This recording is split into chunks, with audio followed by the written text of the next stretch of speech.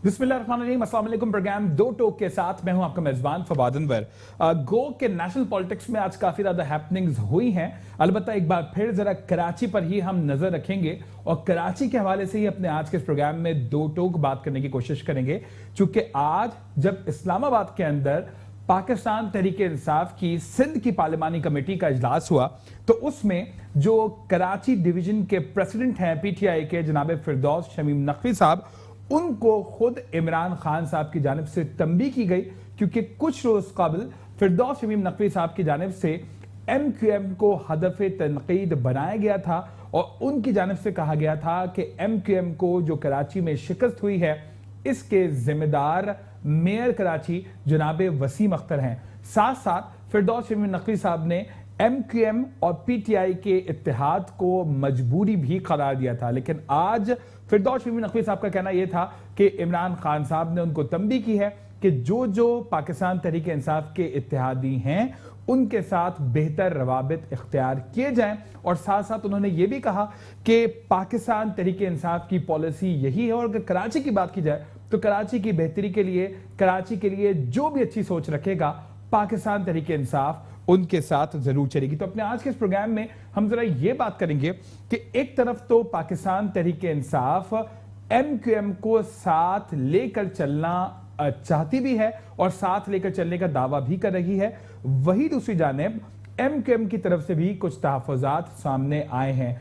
आज MQM की जानिब से यह कहा गया है कि फिरदौस शमीम नकवी साहब को अगर सिंध में अपोजिशन लीडर के लिए नामजद किया जाएगा तो MQM किसी सूरत भी उनको बतौर अपोजिशन लीडर कबूल नहीं करेगी। तो कुछ ऐसे मामलात हैं कि जिसके ऊपर बज़ाहिर डिफरेंसेस अब भी दिखाई देते हैं MQM और PTI के इत्तेहाद में।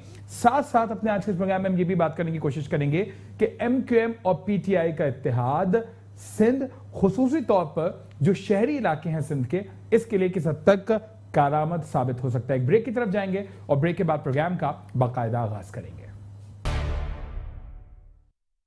प्रोग्राम में आपको एक बार खुशामदीद कहते हैं। ब्रेक के बाद इस वक्त हमें ज्वाइन किया जनाब मुक्तदा मंसूर साहब ने, जो कि CNN एनालिस्ट हैं। सर बहुत बहुत शुक्रिया कि इस प्रोग्राम में आप अपना कीमती वक्त हमें देने जा रहे हैं। सर ये बता दीजिएगा कि आज जिस तरह इमरान खान साहब ने तंबीह कर दी है जनाब फिरदौस शमीम नकवी साहब को कि जो इत्तेहादी हैं उनको साथ लेकर चला जाए और उनके बारे में किसी तरह की गलत जबान इस्तेमाल करने से इज्तनाब बरता जाए, और साथ साथ ये भी कहा है कि जी ये तमाम तर मामलात बड़े भरपूर और ऐसे तरीके से हम हल भी कर सकते हैं। लेकिन दूसरी तरफ ख्वाजा इजहार हुसैन साहब ने ये MQM की तरफ से वर्जन दे दिया है कि अगर फिरदौस शमीम नकवी साहब को सिंध में अपोजिशन लीडर के लिए नामजद किया जाता है तो MQM किसी सूरत भी इस चीज को कबूल नहीं करेगी। तो सबसे पहले तो सर ये बता देगा कि पाकिस्तान तहरीक इंसाफ और MQM के इत्तेहाद के बारे में कई सवालात उठते रहे हैं, और आप समझते हैं कि ये मामलात बेहतरी की तरफ जाएंगे या इस तरीके से नोक झोंक का अमल जारी रहेगा? मुक्तदा साहब शुक्रिया। देखिए, मैं आज कॉलम में भी मैंने ये लिखा है कि एक पूरा हल्का उनका जो है वो इससे मुआहदे से खुश नहीं है और उनके बाद जो वोटर्स भी लाजमी तौर पर खुश नहीं होंगे। लेकिन मामला ये है कि तहरीक इंसाफ को भी इसी तरह जरूरत है जिस तरह से कि 1988 में पीपुल्स पार्टी को जरूरत थी।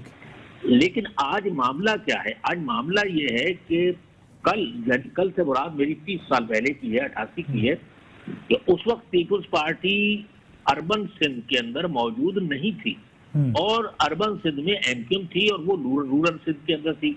लिहाजा उस वक्त अगर ये अक्द होता और ये रिश्ता चलता तो ज्यादा मुनासिब होता कि दोनों की नुमाइंदगी, लेकिन दोनों ने एक दूसरे के साथ संजीदगी का रवैया नहीं रखा। यहाँ मामला मुख्तलिफ है। यहाँ रूरल सिंध में आज फिर पीपुल्स पार्टी है, लेकिन अर्बन सिंध की सीटें जो है वो डिवाइड हुई हैं और फिरदौस ने जो कुछ कहा वो गैर सियासी अंदाज था उसका। लेकिन मैं समझता हूं कि फिरदौस ने बात जो की थी वो तो उन तमाम लोगों की जो सूबाई क़यादत है उनकी तर्जुमानी की थी। अब प्रॉब्लम ये आ रही है कि जो इमरान खान साहब हैं, कप्तान हैं, उनके लिए एक बड़ा मसला खड़ा हो जाएगा, इसलिए वो साथ लेके चलना चाहते हैं। अच्छा। वैसे भी वो बारहा उनके बयानात आप कुछ ना रिकॉर्ड उठाकर देखें, वो हमेशा कहते रहे हैं कि अल्ताफ हुसैन से उनको प्रॉब्लम रही है, अदरवाइज उन्होंने कहा था कि एमक्यूएम का और हमारा जो है वो तकरीबन मंशूर एक जैसा है, वो भी हमारे मिडिल क्लास के, तो वो एक इंडिया जो है अब नहीं, बहुत पहले से देते रहे हैं। लेकिन यहाँ की क़यादत के लिए एक्सेप्ट करना, कबूल करना बड़ा मसला बन रहा है।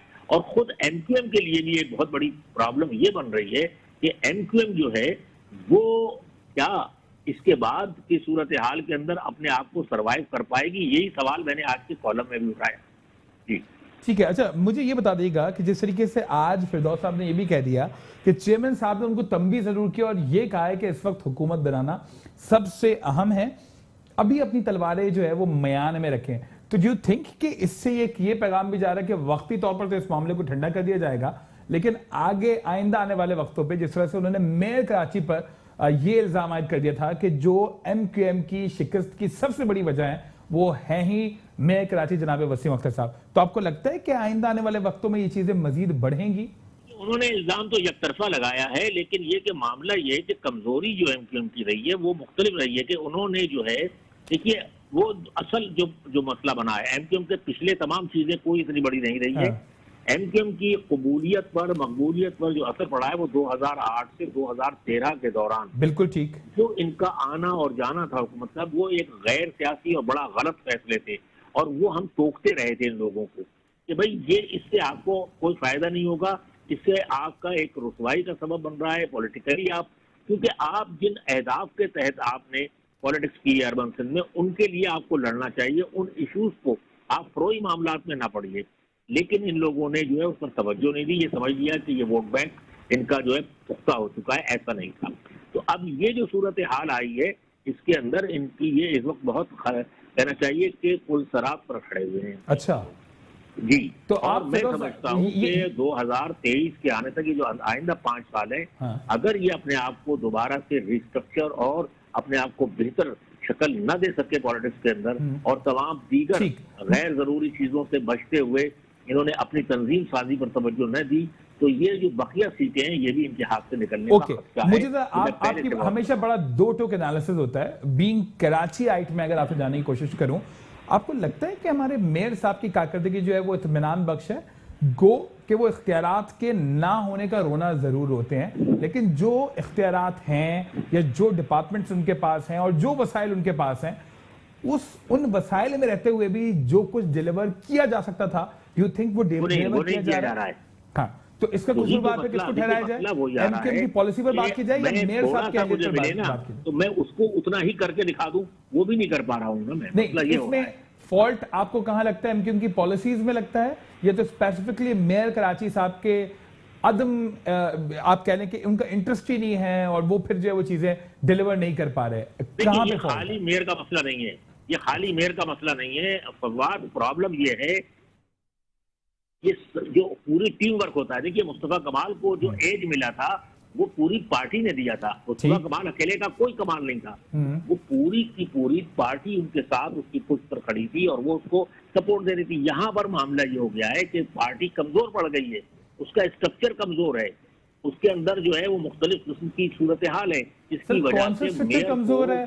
खुद हमने देखा कि जब मामलात मुख्तलिफ ग्रुप्स के खिलाफ होते हैं, सर आप सुन सकते हैं, जब ये हम देख रहे थे कि जब पीआईबी और बहादुराबाद के मामलात खासे खराब हुए थे, तो इन्हीं मेयर कराची के ऊपर 9 बिलियन रुपीस की करप्शन के इल्जामात लगाए गए और ये तक कहा गया कि जी 9 अरब रुपए का हमें हिसाब लेना है। मुख्तलिफ प्रोजेक्ट्स की मद में बड़े बड़े किकबैक्स के इल्जामात लगते रहे हैं। इस शहर कराची में निहायती अहम पोस्ट के ऊपर तैनाती के हवाले से भी इल्जामात लगते रहे। तो सर आप एक तरफ कह रहे हैं कि जी तंजीम का मामला, तो दूसरी तरफ ये फिर मामलात क्या है? इट मीन जब सब साथ हो जाएंगे तो वो इल्जामात भी खत्म? जी मुख्तार साहब सुन सकते हैं सर? हेलो जी मुख्तार साहब आप सुन सकते हैं मुझे सर? हाँ आप सुन रहा हूं। जी सर, मैं सिर्फ ये आपसे पूछने की कोशिश कर रहा था कि आप तो ये बात कर रहे हैं कि जी पूरी तंजीम के मामलात, लेकिन मैं आपको बार बार ये मेंशन कर रहा हूं कि जब ग्रुप्स बन गए थे उस वक्त तो संगीन नौयत के इल्जामात लगाए गए, उस वक्त कहा गया कि जी 9 अरब का हिसाब लेना चाहिए, ये लेना चाहिए, वो लेना चाहिए, तो ये उस वक्त मामलात किधर थे सर? देखिए मैं वही आपसे कर रहा हूं कि जब पार्टी की तंजीम कमजोर पड़ी और ये आपस में तकसीम हुए बहादुराबाद और पीर कॉलोनी में, तो इन्होंने खुद भी तो इल्जाम लगाए ना एक दूसरे पर। मेरा भी सवाल यही इसका है। नतीजा ये निकला कि दूसरों को मौका मिला। तो एक तो ये काम नहीं कर सके जितना काम करना चाहिए। अगर इन्हें 5% मिला है तो 5% भी तो करके दिखाना चाहिए हफ्ते में। दूसरा मसला ये हुआ कि ये जो आपस की लड़ाई थी उसमें भी ये लोग जो है एक दूसरे के ऊपर इल्जाम आयद करते रहे दूसरों से। फिरदौस आप सुन सकते हैं? गालिबन फिरदौस नकवी,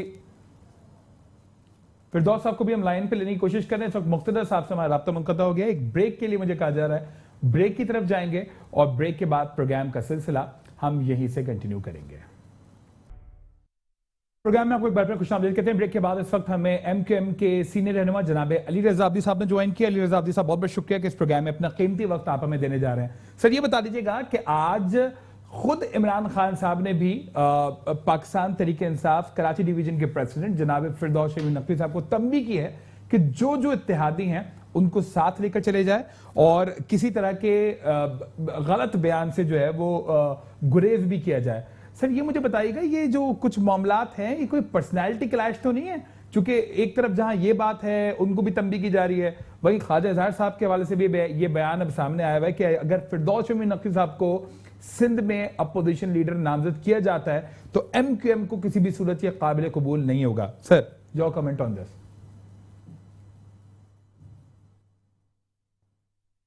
जी, आप सुन सकते हैं सर मुझे?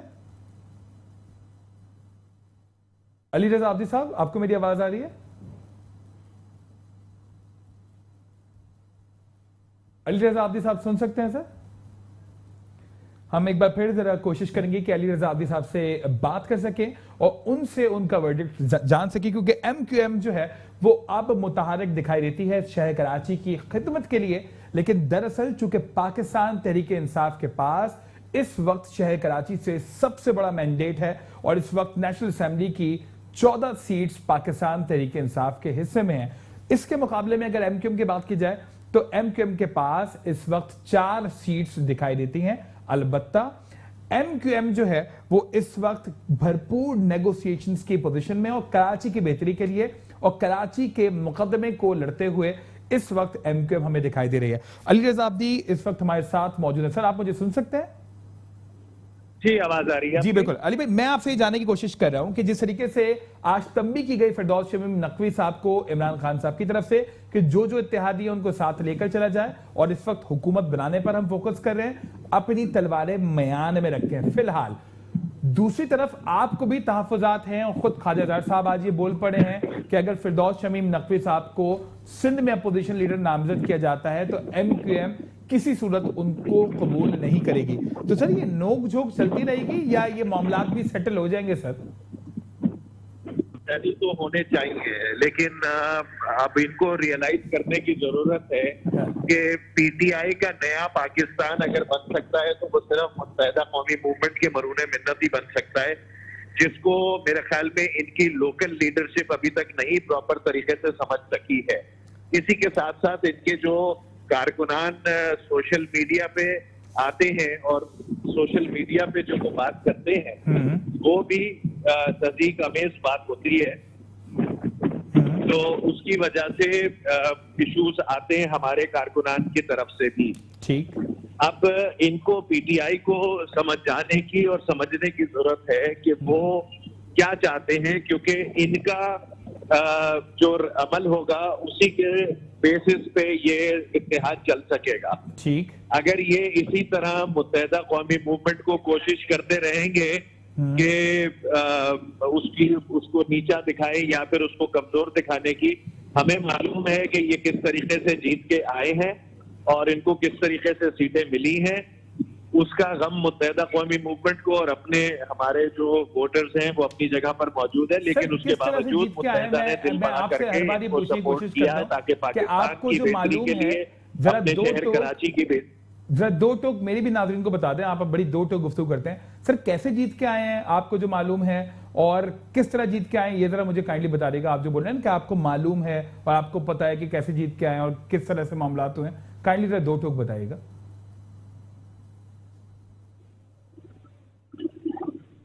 सर, सुन सकते हैं आप मुझे? जी जरा सा फिर से करिएगा सवाल। जी मैं ये पूछना चाह रहा हूँ कि दो टोक मुझे बता दीजिएगा कैसे जीत के आए, जो आप बता रहे हैं कि आपको मालूम है कि किस तरह से आए हैं, किस तरह से इन्होंने सीट्स जीती हैं, किस तरह जीती हैं सर? देखिए, इनको ईसीपी ने जितवाया है। इनको इनके पास ना ये मैंडेट था, ना यहाँ पे लोग थे। रात को हमारे पोलिंग एजेंट बाहर निकाले गए। हाँ। और ये हम बहुत अरसे से ये बात कर रहे हैं, जब से इलेक्शन के बाद से, और इसके हमारे पास एविडेंसेस भी हैं। हमने आरओस को भी लिखा, हमने इलेक्शन कमीशन को भी लिखा, हमारी सारी एप्लीकेशंस रिजेक्ट की। अब हम ट्राइब्यूनल्स में जाके वहां पे साबित कर देंगे कि ये किस तरीके से जीत के आए हैं। लेकिन मैं उसकी डिटेल्स में अभी आपके प्रोग्राम में बेशक नहीं जा रहा, लेकिन कराची को भी पता है कि जब रात तक हम लोग लीड कर रहे थे, उसके बाद ऑल ऑफ अ सडन ये लोग लीड करना शुरू हो गए। जब हमारे पोलिंग एजेंट बाहर निकाले, रिजल्ट फ्रीज किए, अगले दिन आपने देख लिया कि सारी सीटें जिनके ये लोग समझ गए थे कि ये हार चुके हैं, ये वो भी जीत गए। तो वो तो डिटेल इंशाल्लाह जैसे टाइम आगे बढ़ता जाएगा उसमें पता चलती जाएगी। तो सर ये मुझे बता दीजिएगा कि सिंध स्पेसिफिकली जो सिंध के शहरी इलाके हैं, उसके लिए आप लोगों का इत्तेहाद क्या वाकई सूदमंद साबित हो पाएगा, या तो इस तरह की नोक झोंक की वजह से जो है मामलात मजीद खराब हो जाएंगे? सर हम उम्मीद करते हैं कि इत्तेहाद फ्रूटफुल साबित हो। अच्छा। और जो हमने मेमोरेंडम ऑफ अंडरस्टैंडिंग में बातें कही गई हैं इनसे या डिस्कस की हैं और जो इंक की गई हैं, उस पे अमल दरामद हो इनकी तरफ से। खास तौर पे onus lies on PTI, not on MQM. MQM ने अपनी रिक्वेस्ट दे दी है। अब हम इसको परसू करेंगे और डिपेंड करेगा कि पीटीआई उस पे कैसे उसको एम्पावर करती है और डिलीवर करती है। ठीक, अच्छा ये मुझे बता दीजिएगा कि जो तहरीक इंसाफ की आज सिंध की पार्लिमानी पार्टी का इजलास था, उसमें निहायत ही अहम फैसले हुए हैं। फिरदौस शमीम नकवी साहब का नाम सर्कुलेट होता रहा है कि उनको नामजद किया जा सकता है as opposition leader Sindh assembly. तो क्या वाकई एमक्यूएम किसी सूरत कबूल नहीं करेगी अगर फिरदौस शमीम नकवी साहब का नाम as opposition leader Sindh assembly आता है? सर देखिए, हमारी तरफ से इस पे रिजर्वेशन है कि नकवी साहब को अगर लीडर ऑफ अपोजिशन अपॉइंट किया जाएगा तो मुत्तहिदा कौमी मूवमेंट उस पर अपना एहतजाज भी कर सकती है। अच्छा। ये बात हमने आगे उनको पैगाम इनकी लीडरशिप तक को दे दिया है और उनको बता दिया है कि वो इस पे नजरसानी करें। और हम उम्मीद उनसे ये करेंगे कि मुत्तहिदा कौमी मूवमेंट का लीडर ऑफ अपोजिशन उसके लिए ये सपोर्ट दें, ताकि जो हमने इनको सेंटर में सपोर्ट दी है वो रेसिप्रोकेट की जाए। पीपल्स पार्टी के साथ किसी भी सूरत आप नहीं जा सकते? सिंध में अगर आप बात करें या कराची के मफाद की अगर बात करें, कुछ इस तरह के भी ऑप्शन हो सकता है या ज़ेरे गौर है? या विफाक में जिस तरीके से आप पीटीआई का साथ दे रहे हैं, तो इसी तरीके से आपकी भी यही ख्वाहिश होगी कि सिंध में भी आप भरपूर अपोजिशन का किरदार अदा करें? इसके ऊपर कुछ बातचीत हुई है अली रज़ा अब्दी साहब? इस पे मेरी नजर में अभी तक बात नहीं हुई है। हाँ। और इस पे सियासत में कोई हतमी फैसला नहीं होता। अच्छा। फैसला किया जा सकता है अगर हम बेहतर समझेंगे, आगे कोई ऐसी अपॉर्चुनिटी आती है तो फिर बेशक बात भी की जा सकती है। लेकिन अभी फिलहाल ये अंडर डिस्कशन नहीं है और इस पे हम पहले से रास्ते भी नहीं बंद कर सकते। बाकी सब पॉलिटिकल पार्टीज के साथ रास्ते खुले में हैं। जो मुत्तहिदा कौमी मूवमेंट को अप्रोच करती है हम उनको वेलकम करते हैं। हम उसके साथ साथ जो अपना मौक़िफ़ है वो भी रखते हैं और जो उनकी डिलीवरी हो सकती है हम उस पर भी डिबेट करते हैं। सर पीटीआई की तरफ से कोई मिनिस्ट्रीज की भी ऑफर है सर आपको विफाक में? हमने नहीं मांगी। हमने जब अपनी जो इनिशियल एमओयू साइन हुआ था तो उस वक्त हमने मिनिस्ट्रीज की कोई बात नहीं की थी। अच्छा। पीटीआई की तरफ से जरूर ऑफर की गई है कि मुत्तहिदा कौमी मूवमेंट को वो समझते हैं और चाहते हैं कि वो मिनिस्ट्रीज पे साथ दें, उनका साथ लें। और कितनी मिनिस्ट्रीज की बात हुई है? 2 मिनिस्ट्रीज की या किसी एक मिनिस्ट्री? डिटेल या स्पेसिफिक्स पता चलेंगी तो उसके तहत राब्ता कमेटी पे डिस्कस करके अपना फैसला देगी। ठीक है अली रज़ा अब्दी साहब, बहुत बहुत शुक्रिया कि इस प्रोग्राम में अपना कीमती वक्त आपने में दिया। अली रज़ा अब्दी साहब फरमा रहे थे कि फिरदौस शमीम नकवी साहब के नाम पर बतौर opposition leader Sindh assembly MQM को शदीद तहफ़्फ़ुज़ात हैं और इन तहफ़्फ़ुज़ात का इजहार एमक्यूएम की जानिब से पाकिस्तान तहरीक इंसाफ के सामने भी कर दिया गया है। साथ साथ वो यही कहते हैं कि जी पाकिस्तान तहरीक इंसाफ को भी अब समझदारी का मुजाहरा करना होगा और इस तरह के बयानात से इज्तनाब बरतना होगा। प्रोग्राम दो टोक से फवाद अनवर को इजाजत दीजिए। अल्लाह ने के बाद।